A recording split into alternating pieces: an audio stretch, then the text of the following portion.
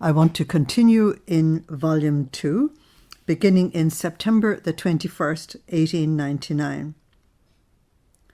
Luisa has differences with Lady Obedience. Yet who would have said it, Luisa said, in spite of the fact that the wrong is hers, and that she does not give me the capacity to manifest it, Miss Obedience took offence and began to act like a cruel tyrant. And she reached such cruelty as to take the sight of my loving good away from me, my sole and only comfort. It really shows that sometimes she also behaves like a little girl when she has a whim for something. If she doesn't get it with good manners, she deafens the house with screams and with crying to the point that one is forced to content her. There are no reasons, there's no way in the middle ground to persuade her. So that's the way Lady Obedience does. Brava, she says. I would not have thought you were like this. Since she wants to get her own way, she wants me, even stammering, to write about charity. Now here's Luisa reacting badly to being asked to write about this great thing called charity. She feels she's not able to do it, and that's why she's reacting. And all she's got to do is step out and walk on water and let Jesus speak through her. But she's really struggling. Oh, Holy God, you yourself make her a little bit more reasonable, because it really shows that one cannot go on in this way. And you, Obedience, give me back my sweet Jesus. Don't cut me to the quick anymore. I pray you not to take the sight of my highest good away from me anymore. And I promise that, even stammering, I will write as you want. I only ask of you the good grace to let me recover for a few days, because my mind, too little, can no longer take being immersed in that vast ocean of divine charity, especially because in it I see my miseries and my ugliness more, and in seeing the love that God has for me, I feel I am almost going mad. Now, you see, this thing is being repeated again, and that is the more you perceive God's love for you, the more you fall in love with him. That's what she calls I'm going mad. But at the same time, you see all your own faults and miseries and failings as well, because when you're looking at God, you're looking at truth, and therefore you see the truth of yourself as well as the truth of everything else. So my mind, too little, can no longer take being immersed in that vast ocean of divine charity, especially because in it I can see my miseries and my ugliness more, and in seeing the love of God has for me, I feel I'm almost going mad. And so my weak nature feels faint and can take no more. Song of Songs 2:5. But in the meantime, I will occupy myself with writing about other things and then continue with charity. So I resume my poor communication, she says. While my mind was occupied with the things already said, I was thinking to myself, what would be the purpose of writing this if I myself did not practice what I write? This writing would certainly be my condemnation. While I was thinking of this, blessed Jesus came and told me, this writing will serve to make known the one who is speaking to you and occupies your person. In other words, it'll reveal Jesus. Will you stop thinking about yourself? And then, if it doesn't serve you, my light will serve others who will read what I make you write. Now, Luisa hasn't grasped in the little bit that I've just read that when Holy Obedience asks her to do something, that God is asking her to do it. And Jesus says here very clearly, what I make you write. And he says to her, if you don't benefit from it, others will. So write. But she has great reluctance in writing. Who can say how mortified I was, Luisa said, that others would take advantage of the graces he gives me if they read these writings and I who receive them do not. Will they not condemn me? And then at the mere thought that they may end up in the hands of others, my heart aches with pain.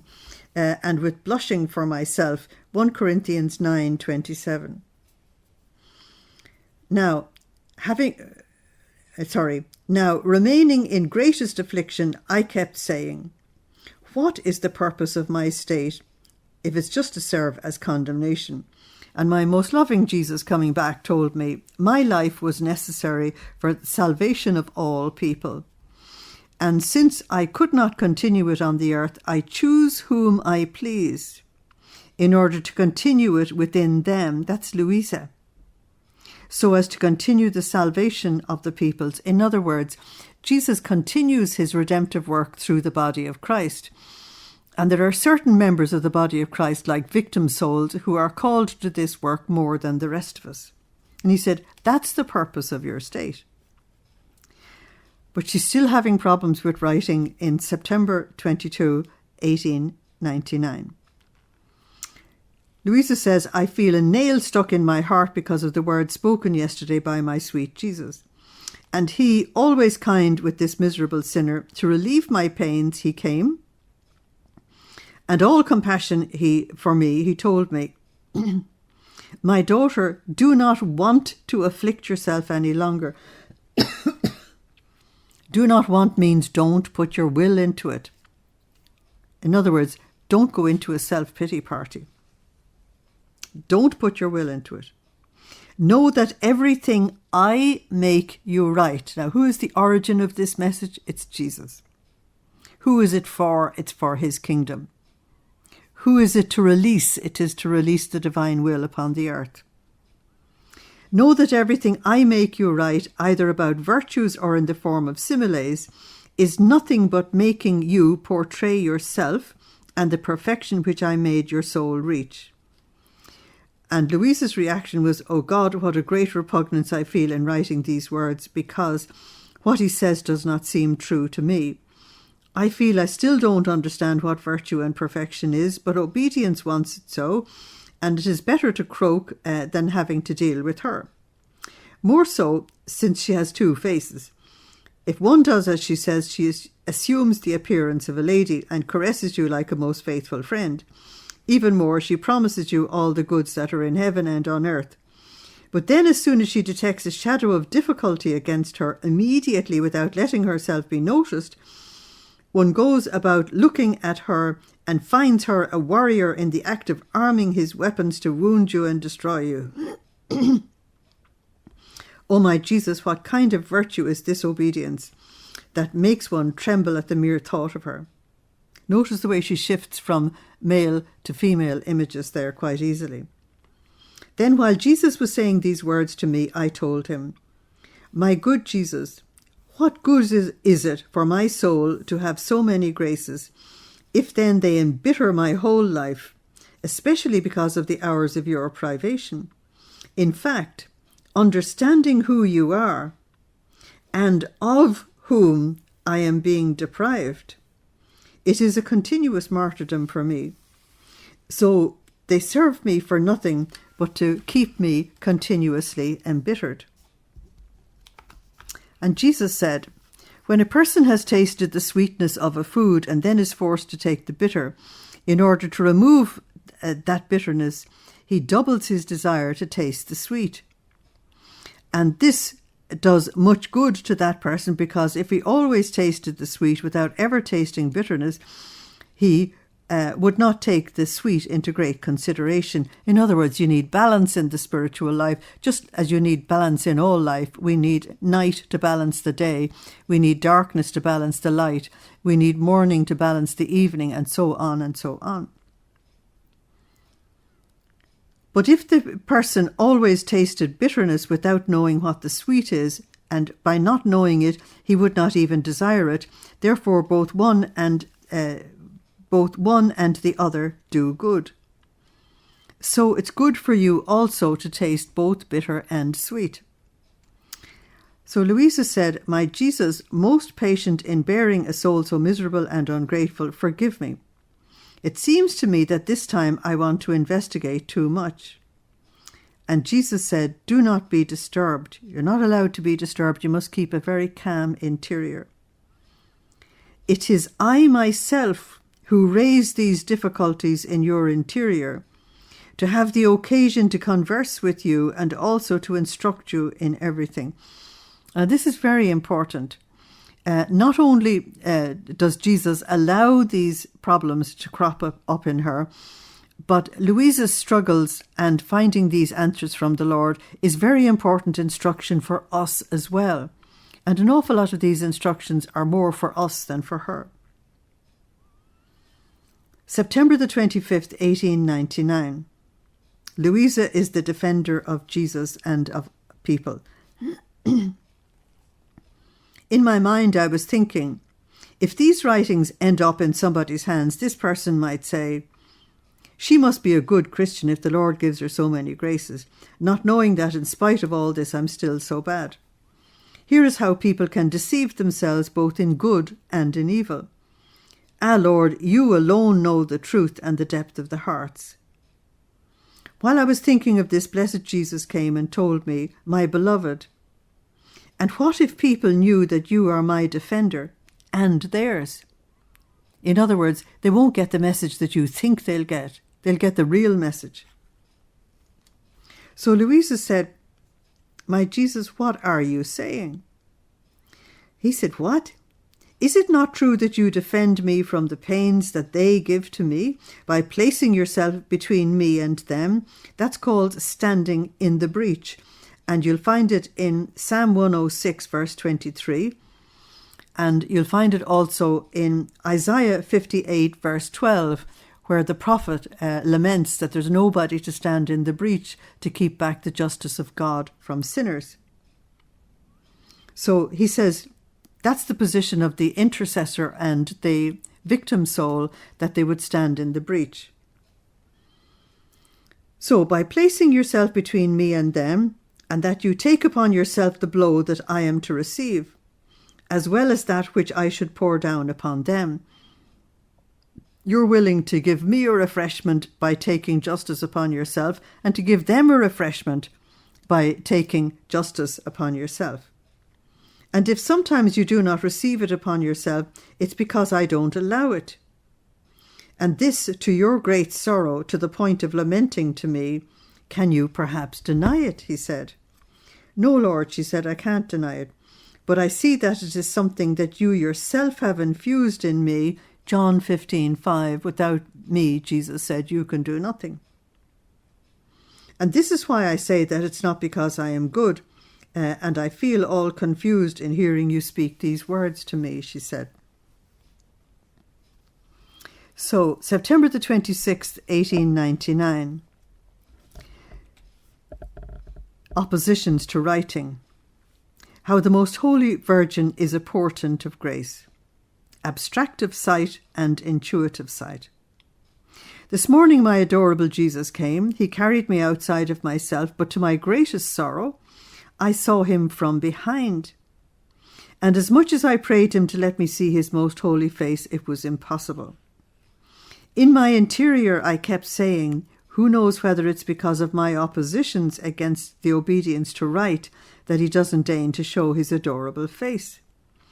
And while saying this, I cried. After he let me cry, he turned around and he said, I take your oppositions into no account, because your will is so identified with mine that you cannot want but what I myself want. Now, here is the first indication, and it's only volume 2, where Luisa's will is completely identified with the divine will.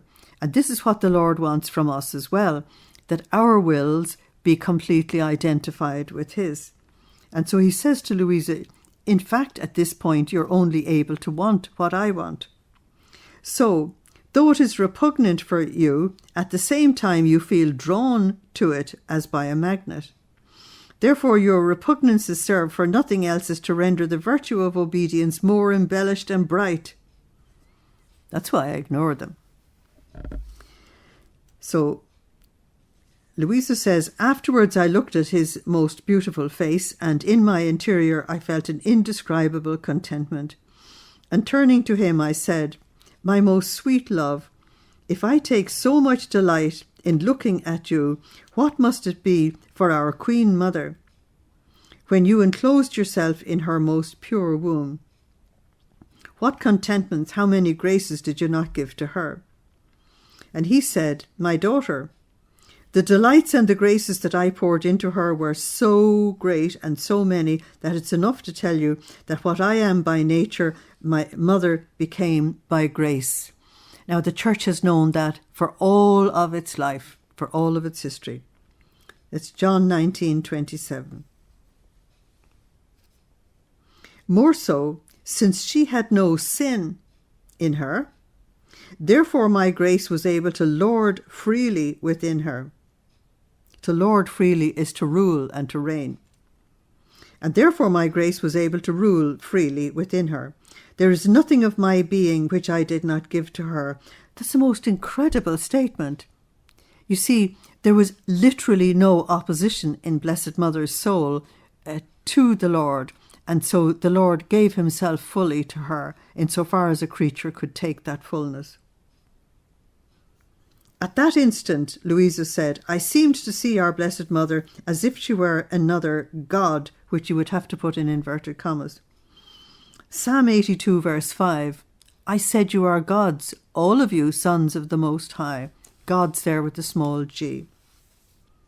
With this difference alone, that in God, this is his own nature, while in Mary Most Holy, it is acquired by grace. Who can say how stupefied I was left, how my mind was lost in seeing a portent of grace so prodigious. So turning to him, I said, My dear good, our mother had so much good because you let yourself be seen intuitively.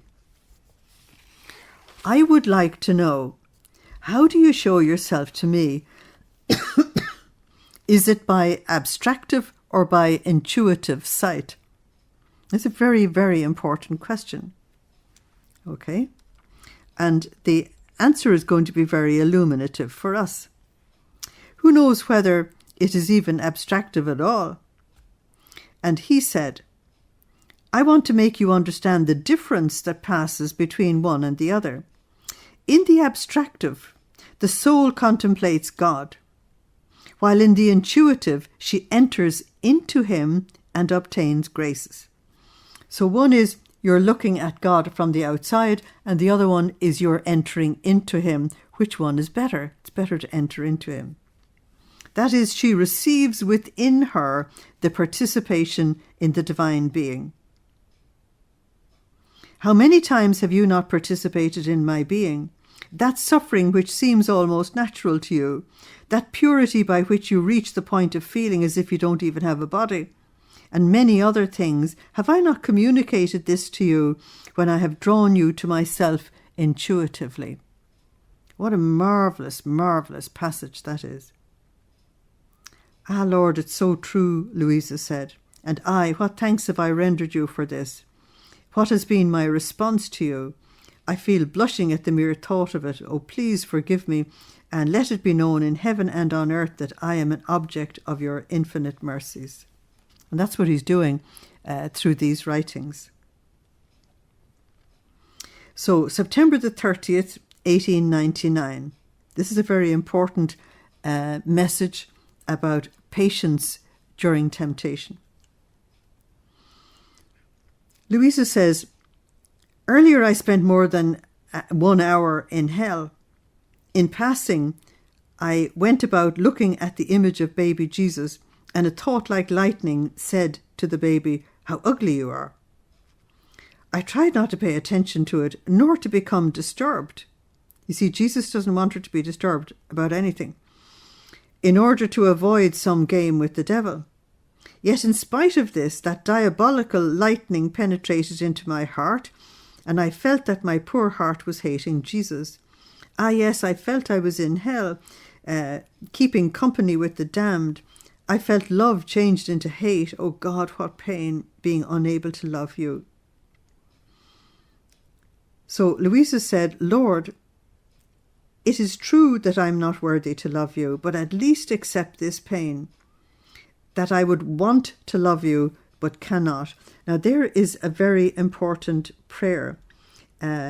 If you are unable to pray for whatever reason, that you just admit to the Lord that you can't do it, but that you would like to do it, and then ask your guardian angel to pray for you, and ask your patron saints, and ask Blessed Mother, and you'll be fine. So, after spending more than 1 hour in hell, Luisa said, it seemed I got out of it, thank God. But who can say how afflicted and weakened my poor heart was left because of the war fought between hate and love. I felt such prostration of strength that it seemed to me I had no more life. Then I was caught by my usual state, but oh, how worn out. My heart and all my interior powers, which with unspeakable yearning desire to go in search of their highest and only good. That's Song of Songs, chapter 3, verses 1 to 4. And when they find him, only then do they stop and enjoy him to their greatest contentment. This time, they did not even dare to move because she's exhausted. They were so annihilated, confused, and sunk in their nothingness. Now, notice the sunk in their nothingness. I want you to keep noting that all the time. That they did not let themselves be heard. Oh God, what a cruel blow my heart had to suffer. In spite of all this, my always kind and loving Jesus came, and his consoling sight made me forget immediately that I had been in hell, so much so that I did not even ask Jesus' forgiveness. The interior powers, which are intellect, memory, and will, humiliated and tired as they were, seemed to rest in him. That is Psalm 62, rest in God, my soul. Everything was silence. So it's complete rest. That's what that silence is, that depth of silence. On both sides, there was nothing but a few loving glances that wounded each other's heart. After remaining in this profound silence for some time, Jesus said, "My daughter, I'm hungry. Give me something." And Luisa said, "I've nothing to give you." But at that very instant, I saw a loaf of bread and I gave it to him, because he's in and out of the body experience, so things are not the same as on earth. I gave it to him, and he seemed to eat it with all pleasure. Now, in my interior, I kept saying, it's been a few days since he told me something. And Jesus answered my thought, because in the spirit world, you don't need to use words in order to communicate. All the communication is done by intellect. Jesus answered my thought. Sometimes, he said, the groom is pleased to deal with his bride and to entrust his most intimate secrets to her. At other times, when he delights with great pleasure in resting as they contemplate each other's beauty. Now, Song of Songs, chapters 4 and chapter 6 is the bridegroom and the bride contemplating each other with love. So in this resting, speaking impedes resting. And the mere thinking of what one has to say and of what one has to deal with diverts one's attention from looking at the beauty of the groom or of the bride. However, this is needed. In fact, after they have rested and understood each other's beauty more, they love each other more and with greater strength. And with greater strength they enter the field again to work, to negotiate and to defend their interests.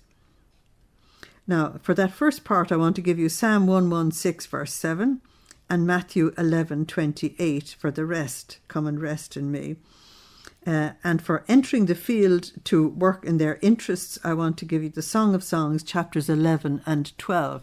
So after the bride and the bridegroom enjoy each other's company, then they go out into the field of the world to look after souls. So he said, this is what I'm doing with you. Aren't you happy? Then Luisa said, after this, a thought flashed through my mind about the hour spent in hell. And immediately I said, Lord, forgive me how many offences I've given to you. And he said, do not want to afflict or disturb yourself. It is I who leads the soul deep into the abyss to then be able to lead her more quickly to heaven. In other words, the way up is down. The way to the heights of heaven is through the annihilation of our wills, to go into our nothingness and to have to experience temptation and struggle upon the earth. Then he made me understand that that loaf of bread that I found was nothing but the patience with which I had borne that hour of bloody battle. Now, that's a very important thing for us to realise, that we don't like the struggle and we think there's something wrong if we're struggling, but the struggle is actually very important. And the Lord is telling us that in that struggle, if we're patient and if we just try to stay doing the will of God and continuously giving ourselves to God and declaring before heaven, earth and hell that we do not want to sin, we only want the will of God, then we are producing food or a loaf of bread for Jesus.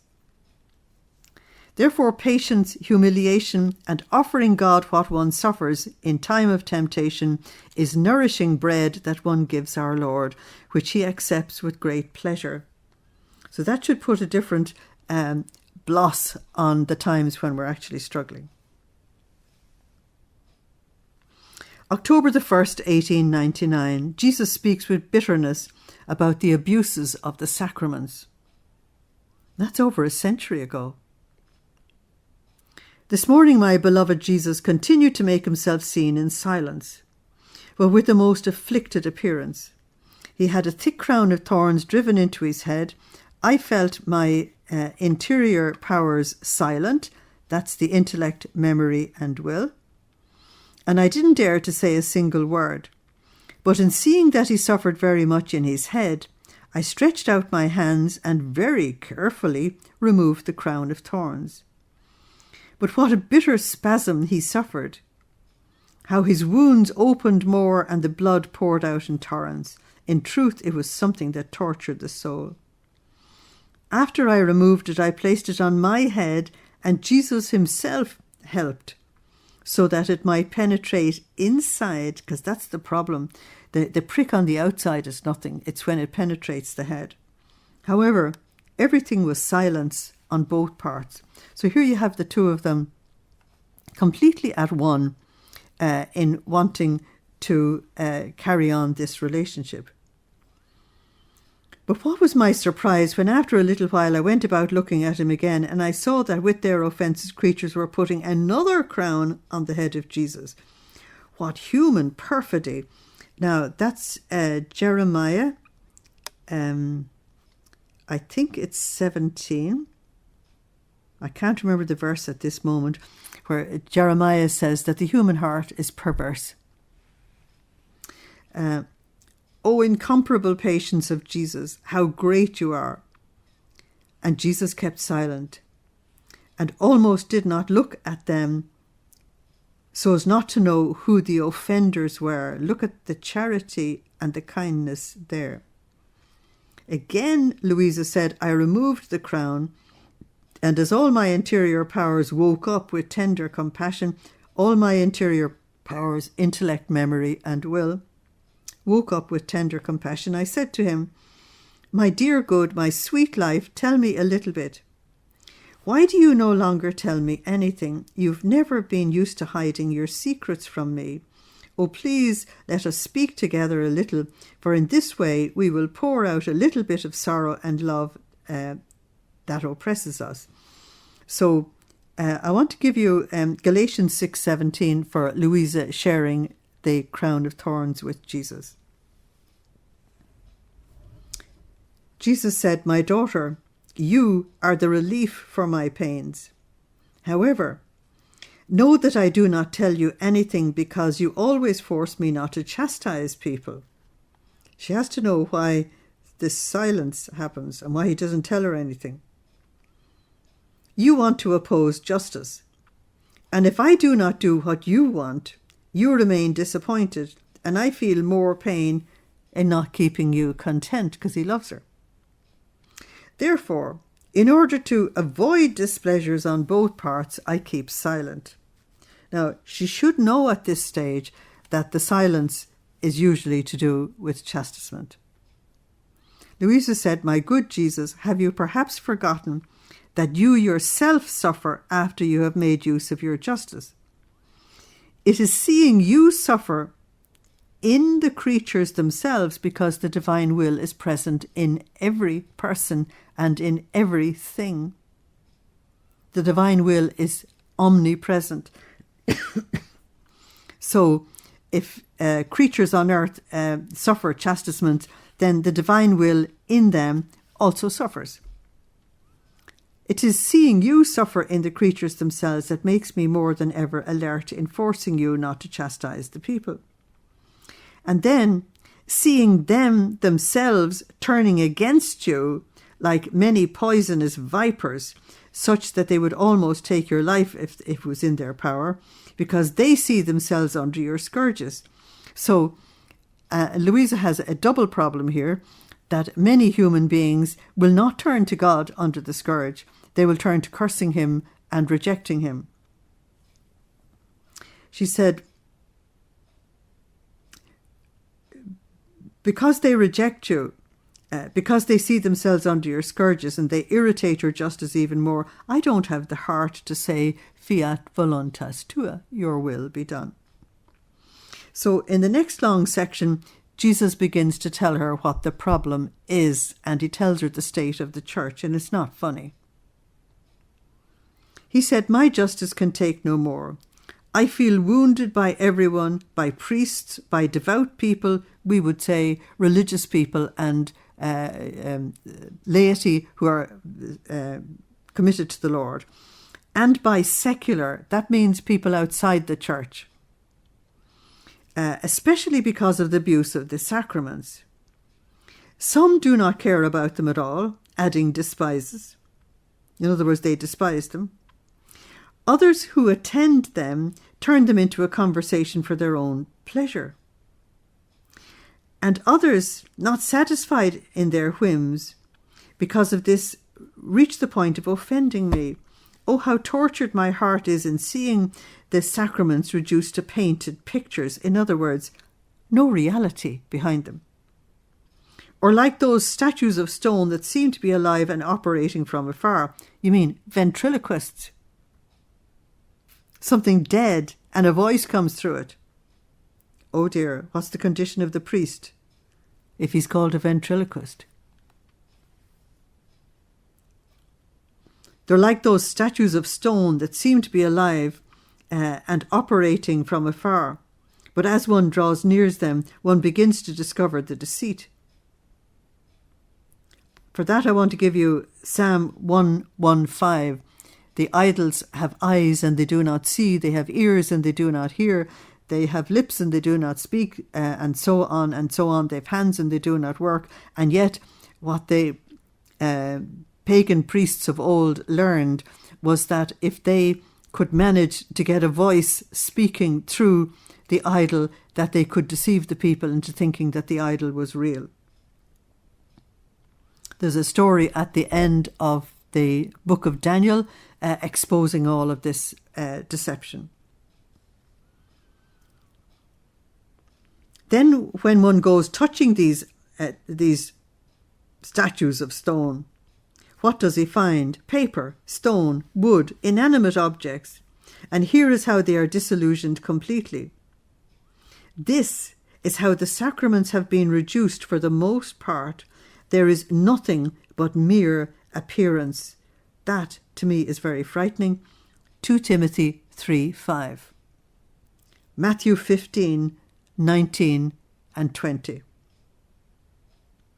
What to say, then, about those who remain more filthy than clean? In other words, they live immoral lives. And then the spirit of financial interest that reigns among the religious. Oh dear, Matthew 15:8-9. It's something to be wept over.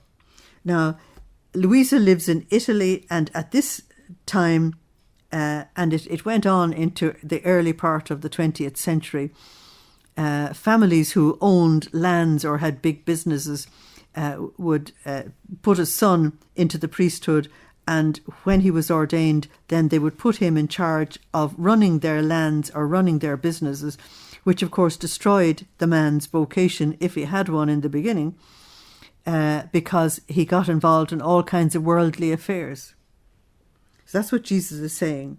And then the spirit of financial interest that reigns among the religious.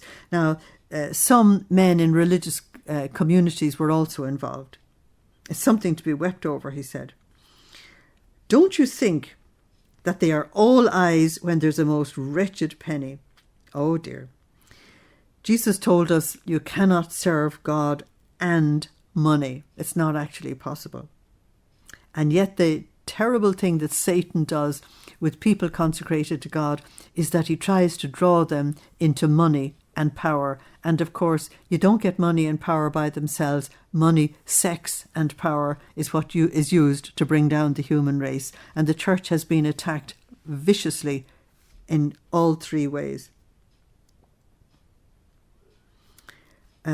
So Matthew 15 verses 13 and 14.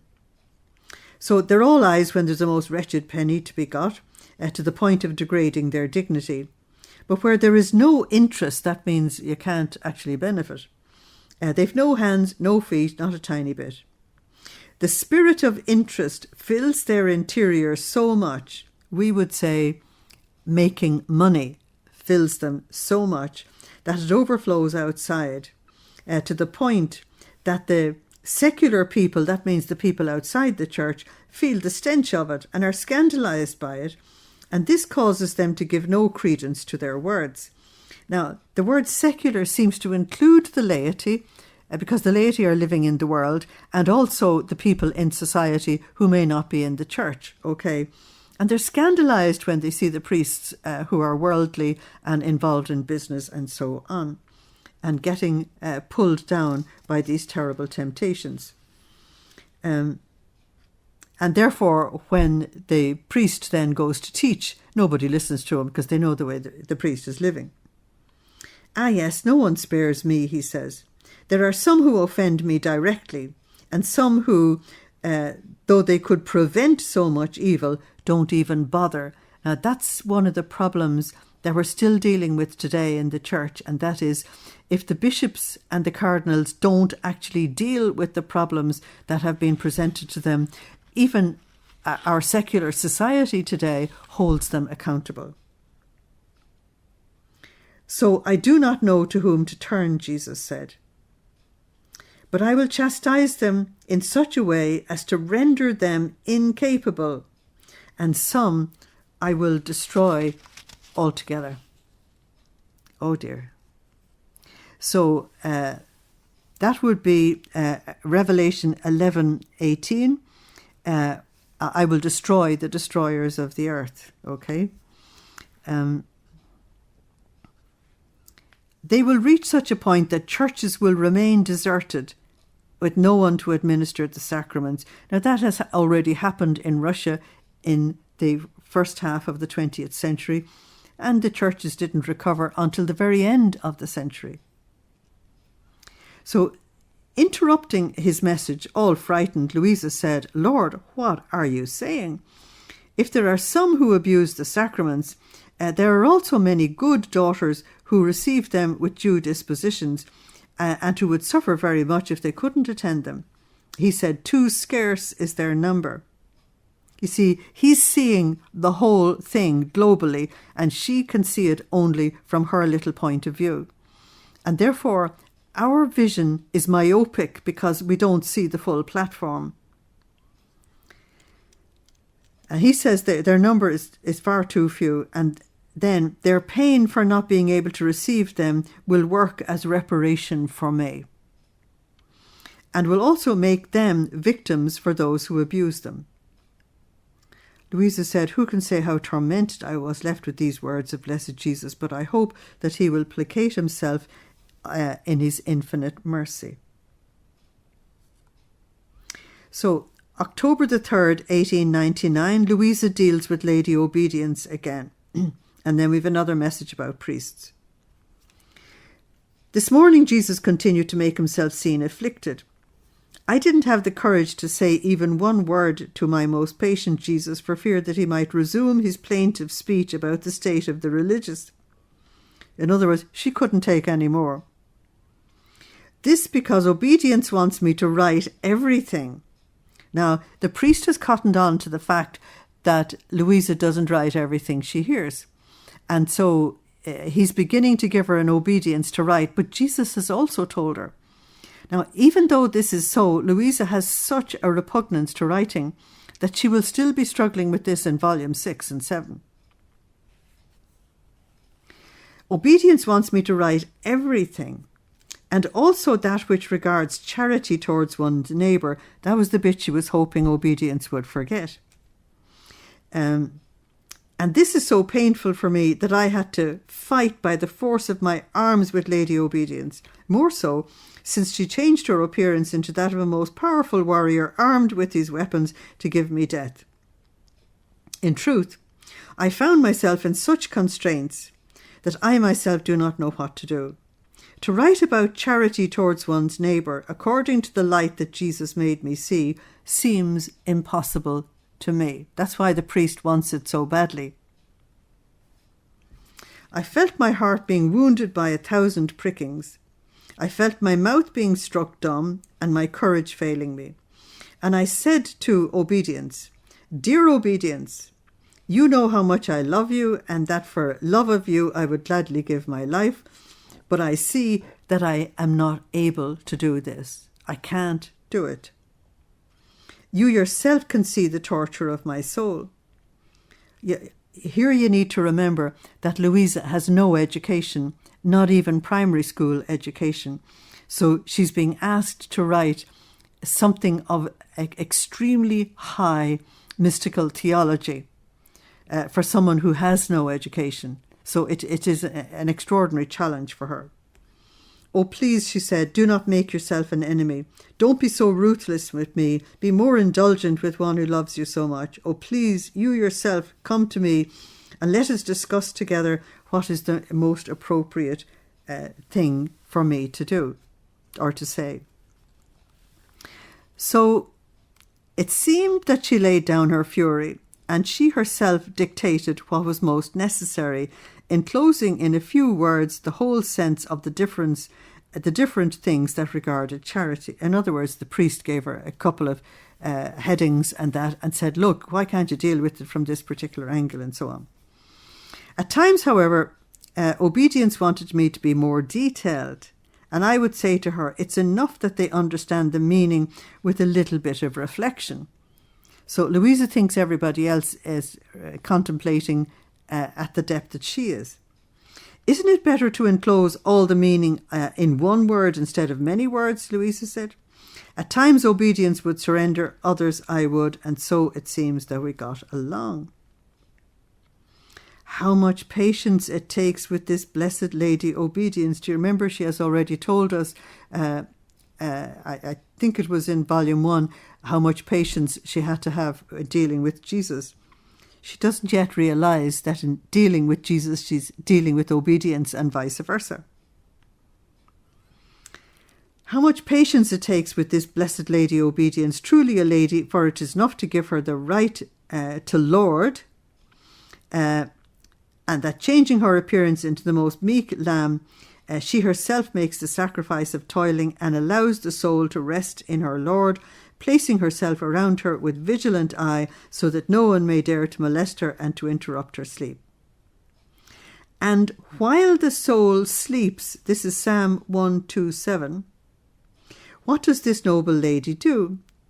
She drips sweat from her forehead, hastening the toil that belonged to the soul, something that truly causes every human mind, the most intelligent, to be stupefied, and shakes every heart to love her. So, now, while I'm saying this in my interior, I kept saying, but what is this obedience? What is it made of? What is the nourishment that sustains it? And Jesus made his harmonious voice heard externally in my hearing. He said, "Do you want to know what obedience is? Obedience is the quintessence of love. Obedience is the finest the purest, the most perfect love. And it is extracted from the most painful sacrifice. To destroy oneself in order to live again from God, out of God. Being most noble and divine, obedience tolerates nothing human in the soul, and nothing which does not belong to it. So this is, real obedience demands death to self. Therefore, all its attention is on destroying within the soul everything which does not belong to the divine nobility. That is, it must destroy the love of self. This is why the obedience demanded of Luisa was total, because total death to self was required. Unfortunately, today, in the church and in society, obedience is not understood. It's not appreciated, it's not loved, it's not carried out. And once obedience has done this, that is, killed off love of self, it cares very little about whether it alone struggles and toils on behalf of the soul while allowing the soul to rest peacefully. Finally, I myself am obedience. Wow. Luisa was up against Jesus all the time, absolutely demanding that she would be like him in every possible way, every dot and every comma. This will be quite a shock for her. So now Jesus has told us since volume 1, I am faith, I am hope, I am love, I am truth, I am the life, I am obedience. Watch this gathering momentum as we go along. That's why in the Divine Will prayers we call him the All. He's everything. Oh, who can say how amazed and ecstatic I remained on hearing these words of blessed Jesus. O holy obedience, how incomprehensible you are. I prostrate myself at your feet and I adore you. Romans 9:11. And I pray you to be my guide, teacher and light along the disastrous path of life. Deuteronomy 32:15. So that guided, instructed and escorted by your most holy light with certainty, I may take possession of the eternal harbour. Now the problem is solved. If Jesus himself is obedience, then it means that all she's got to do is throw herself on him. If he wants something, you can't do it, he can do it. And that's why in the Divine Will you hear it being said all the time that Jesus says, if you desire it, I'll do it. We only have to throw ourselves upon him and throw our nothingness into his allness. That's all. So Luisa says, I stop here, almost forcing myself to go out of this virtue of obedience. Otherwise, I would never stop speaking. So much is the light of this virtue that I see that I could endlessly continue writing about it, because she's writing about the Lord. But other things call me, and therefore I keep silent and I go back to where I left. So I saw my sweet Jesus afflicted, and remembering that obedience had told me to pray for a certain person, with all my heart I commended him to the Lord. And Jesus told me, my daughter, may he make all his works shine with virtue alone. She's praying for a priest, you see. And so all his works should shine with virtue alone, but especially I recommend that he do not meddle in the things of family interest. If he has something material, let him give it away. That's Luke chapter 6 and Luke chapter 12. He does not want priests involved in secular stuff. I don't want him to get involved with anything else. God is jealous. And if you give yourself to him, he wants the whole of you. This priest should let things be done by those who are supposed to do them. In other words, let the secular deal with the secular, or as Jesus said to a young man who wanted to be a disciple, he said, let the dead bury the dead. Let the secular deal with the secular. You come into the kingdom of God. So he does not want priests involved in either commerce or politics. And while he should remain disentangled, free, without getting muddy with earthly things, otherwise he would encounter the misfortune of the others who, since they wanted to meddle in some things in their family business from the beginning, all the weight then fell upon their shoulders. And I, only because of my mercy, had to permit that they would not prosper, but rather become poorer, so as to let them touch with their own hands how unseemly it is for a minister of mine to sully himself with earthly things. So Jesus said here that other priests who got involved, he had to step in and let them fail so that the family would let them go and he would be able to be a priest. On the other hand, this is a word that came from my mouth. The ministers of my sanctuary, as long as they do not touch earthly things at all, would never lack their daily bread. That was the promise made to all priests in the Old Testament, Deuteronomy 18:2. And the rule was that the church was to support the pastors. The pastors were to feed the people spiritually, and the people would support them in their material needs. That's the reason why we give donations on a Sunday. Now, with these ones, if I had allowed them only to prosper, the ones who get involved, he said, they would have sullied their hearts, and they would have cared neither about God nor about the things pertaining to their ministry. And then, bothered and tired of their state, they would want to shake it off. But they cannot, because priesthood leaves a permanent mark. And this is the penalty for what they shouldn't do. But so many priests in our lifetime, thousands of them, have walked away. And they've gone away to other things. But the mark of the priesthood will be there even on the day of judgment. And then we'll see how sad it was for them. Priesthood is a permanent state. You cannot leave it. Luisa says, after this I commended a sick person to Jesus, and he showed him his wounds, which that sick person had given to him. In other words, that there's justice in the sickness. I tried to pray Jesus to placate him, to repair him, and it seemed that those wounds would heal.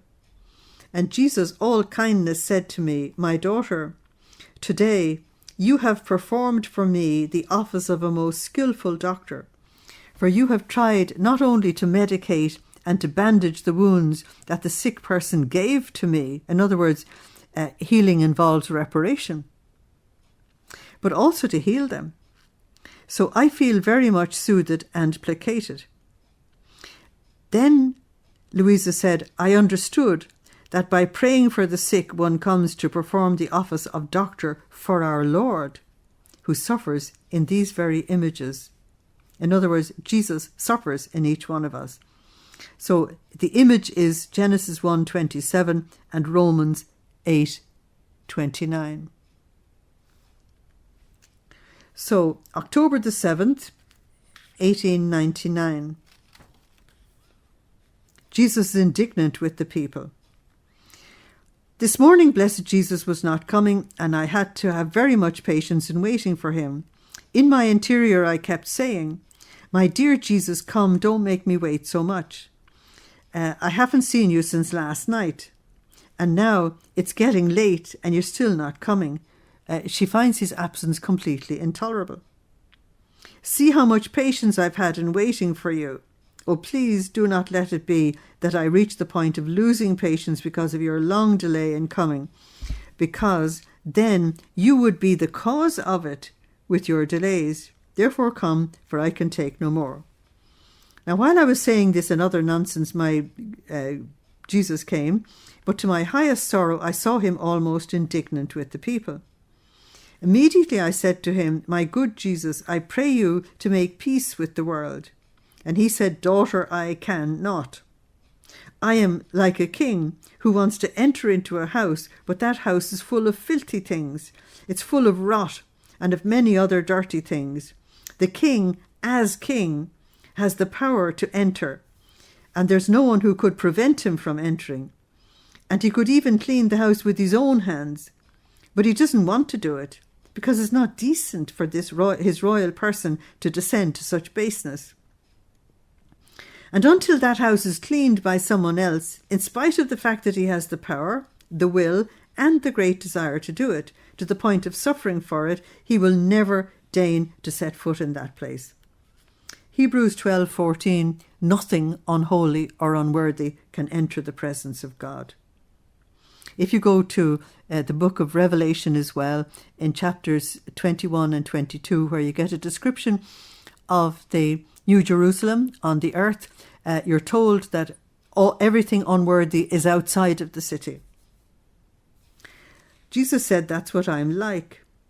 I am a king who can and wants, but I want their will. I want them to remove the rot of sins. In other words, we have to repent. And it's perfectly clear in the Gospels that Jesus was most kind to even public sinners once they repented. Nowadays, people think that God should agree with their sins, and they think that's mercy. I want them to remove the rot of their sins. So you need to read Isaiah chapter 40. Before I enter and make peace with them. No, it's not decent for my royalty to enter and make peace with them. On the contrary, I will do nothing but send chastisement. The fire of tribulation will inundate them everywhere, to the point of knocking them down, so that they may remember that God actually exists.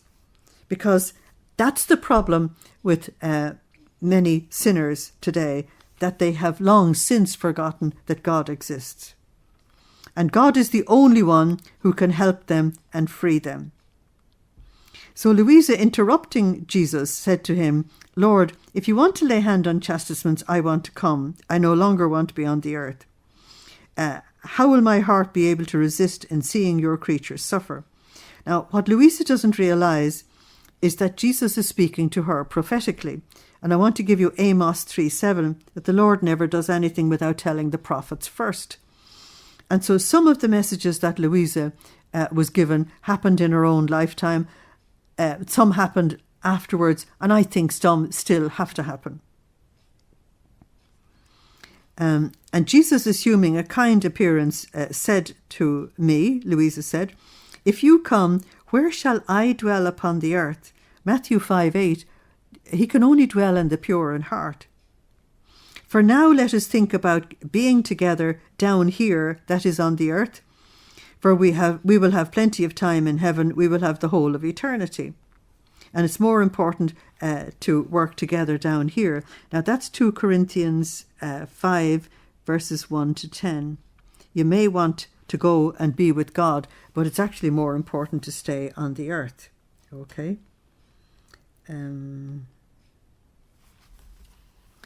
So, and then you too, have you forgotten your office of acting as my mother upon the earth? She has forgotten it, you see.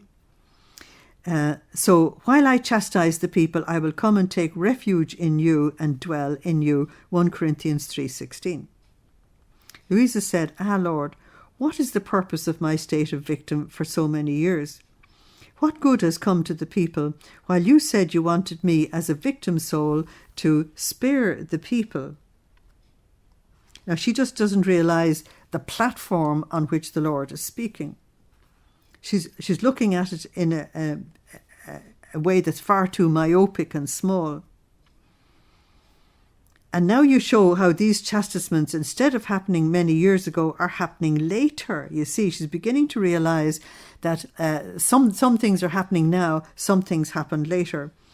Nothing more and nothing less than this. And he said, my daughter, don't say that. I have been forbearing for love of you.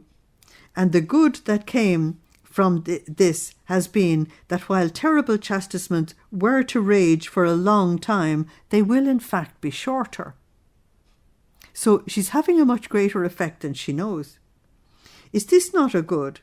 that instead of being under the weight of chastisement for many years, one remains only for a few. If you take the 2 world wars, 1914 to 1918, and the Second World War, 39 to 45, instead of it going on and on and on, in the past we had a 37-year war.